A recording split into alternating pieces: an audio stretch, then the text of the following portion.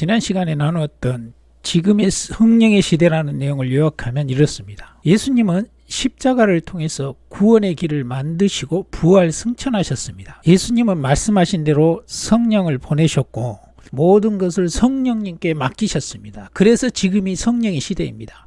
성령이 구원을 각 사람에게 적용하고 완성하고 계시는 것입니다. 자, 우리 구원을 정리하면 이렇습니다. 하나님은 구원을 계획하셨습니다.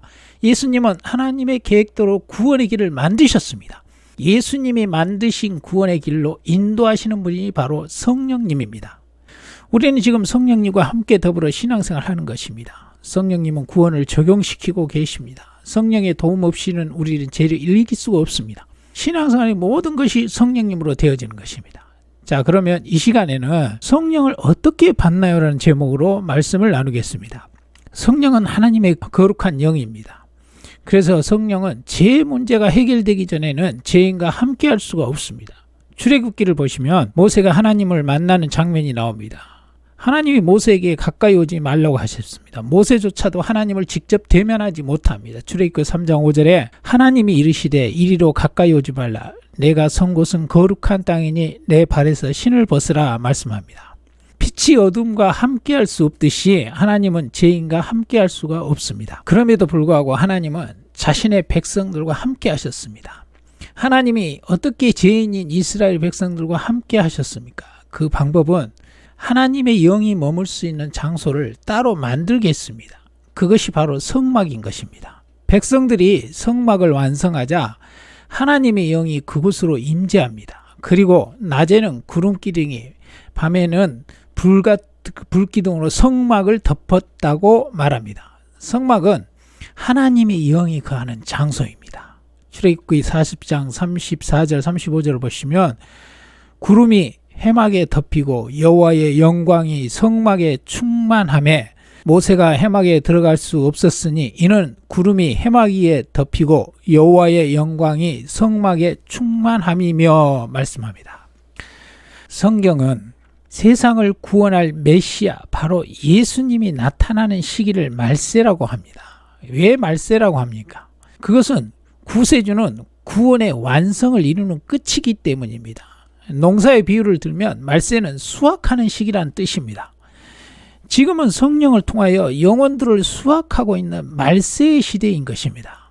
구약 성경 곳곳에는 이러한 말세 때에 우리 안에 성령을 주신다고 예언을 했습니다. 요엘서 2장 28절에 보시면 그 후에 내가 내 영을 만민에게 부어주리니 너희가 자녀들이 장래일을 말할 것이며 너희 늙은이들은 꿈을 꾸며 너희 젊은이는 이상을 볼 것이며 했습니다. 에스겔 36장 26절 27절 보시면 또 새 영을 너희 속에 두고 새 마음을 너희에게 주되 너희 육신에서 굳은 마음을 제하고 부드러운 마음을 줄 것이며 또 내 영을 너희 속에 두어 너희로 내 율례를 행하게 하리니 너희가 내 규례를 지켜 행할지라 말씀합니다. 사도행전 2장 17절에 보면 하나님이 말씀하시기를 말세에 내가 내 영을 모든 육체에게 부어주리니 너희의 자녀들은 예언할 것이요 너희의 젊은이들은 환상을 보고 너희의 늙은이들은 꿈을 꾸리라 말씀합니다. 자, 이 예언대로 그대로 이루어졌습니다. 사도행전 2장에 보시면 예수님이 부활 승천하신 후에 오순절이 되어 제자들이 함께 모였는데 성령이 각 사람에게 이 예언대로 임재하는 것입니다. 사도행전 2장 1절에 오순절 날이 이미 이름에 그들이 다 같이 한 곳에 모였더니 호련히 하늘로부터 급하고 강한 바람 같은 소리가 있어 그들이 앉은 온 집에 가득하며 마치 불의 혀처럼 갈라지는 것 같이 그들에게 보여 각 사람에게 하나씩 임하여 있더니 그들이 다 성령의 충만함을 받고 성령이 말하게 하심을 따라 다른 언어로 말하기를 시작하니라. 성령이 약속하신 대로 임재하는 이 장면을 묘사하고 있습니다. 한마디로 성령은 우리의 신앙생활을 도우시는 보혜사입니다. 우리는 성령의 도움 없이는 구원의 길을 가지 못합니다. 성령의 도움 없이는 성화의 목표를 이룰 수 없습니다. 절대 잊지 말아야 할 것은 기독교가 세상의 다른 종교들과 다른 것은 성령과 함께 한다는 것입니다. 내 결심으로, 내 노력으로, 내 의지로 하는 것이 아닙니다. 내 안에 성령이 하시는 것입니다. 신앙생활에서 내가 하는 것은 걸어서 가는 것이고, 성령을 인정하고 성령의 의지에서 하는 신앙생활은 기차를 타고 가는 것과 같습니다. 내가 하는 것은 자신의 힘이 닿으면 거기가 끝입니다. 그러나 성령을 의지하는 것은 내 노력이 아닙니다. 성령을 의지하면 성령님이 우리를 천국까지 태워가실 것입니다. 초대교회 신자들은 성령을 받기 전에는 두려움에 떨고 무능한 사람들이었습니다. 그러나 성령을 받은 후에 세상이 감당 못할 믿음의 사람들이 되었습니다. 사도행전 1장 8절에 오직 성령이 너희에게 임하면 너희가 권능을 받고 예루살렘과 온 유대와 사마리아 땅끝까지 이르러 내 증인이 되리라 말씀합니다. 자, 그럼 이런 성령을 우리가 어떻게 받을 수 있습니까? 성령을 먼저 받으려면 제사함이 먼저입니다. 구약에서 하나님의 영이, 성령이 거하는 성막이라는 특별한 장소에 계셨습니다. 제사장이 성막 안으로 들어가려면 흠없는 어린 양을 잡아서 속죄의 제사를 드려야 가능했습니다.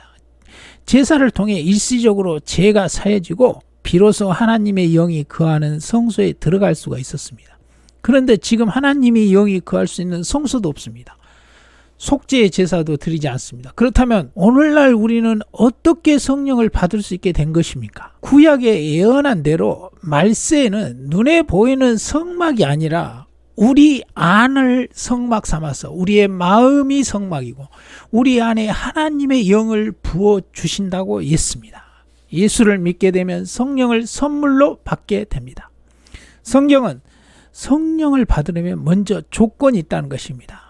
조건은 바로 제사함을 받아야 한다는 것입니다. 사도행전 2장 38절을 쉬운 성경본으로 읽으면 이해하기가 쉽습니다. 사도행전 2장 38절에 보시면 베드로는 이렇게 대답했습니다. 회개하고 여러분은 각각 예수 그리스도의 이름으로 세례를 받으십시오. 그러면 여러분의 죄는 용서받을 것이며 성령을 선물로 받게 될 것입니다. 이것은 여러분과 여러분의 자녀뿐만 아니라 먼 곳에 떨어져 사는 사람들, 즉 주 우리 하나님께서 부르시는 사람들에게 주시는 약속입니다. 성령을 받기 위해서는 제사함을 받는다는 조건이 되는 것입니다. 오늘날 예수님이 내 죄를 대신하여 죽으심으로 내 죄가 사해지고 성령님이 우리 안에 거하실 수 있게 된 것입니다. 성령은 죄인과 함께 할 수 없습니다. 그래서 성령을 받는 조건은 제사함을 받는 것입니다. 세례는 바로 내가 제사함을 받았다는 것을, 죄로부터 씻어졌다는 것을, 깨끗게 되었다는 것을 의식을 통해서 알게 하는 것입니다. 예수를 믿고 제사함을 받으면 누구나 성령을 받게 된다는 것입니다. 특정 사람만 받는 것이 아니라 예수 믿는 사람이면 누구나 약속한 성령을 받을 수가 있습니다. 여기서 우리 안에 거한다는 말은 나라는 존재 안에 갇힌다는 뜻이 아닙니다. 나의 영혼과 공존할 수 있다는 것입니다. 예수님이 성령의 인도를 받는 것처럼 우리도 성령의 인도를 받으며 성령의 은사를 체험할 수가 있습니다. 성령이 함께하는 것이 기독교에서 바로 믿음 생활입니다. 말씀을 정리합니다. 성경은 말세에 우리에게 성령을 부어주신다고 했습니다.